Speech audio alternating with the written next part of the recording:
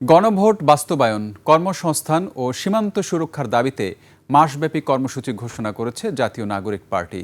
৬ জুলাই থেকে শুরু হবে দেশব্যাপী জুলাই পদযাত্রা ২০২৬। ৬৪ জেলার ১০০টি উপজেলা ও পৌরসভায় এই পদযাত্রা হবে। দলটির পক্ষ থেকে জানানো হয়েছে, ৬ জুলাই থেকে এনসিপির শীর্ষ নেতৃত্ব একই সাথে দেশের উত্তরাঞ্চল ও দক্ষিণাঞ্চলে এই পদযাত্রায় অংশ নেবেন।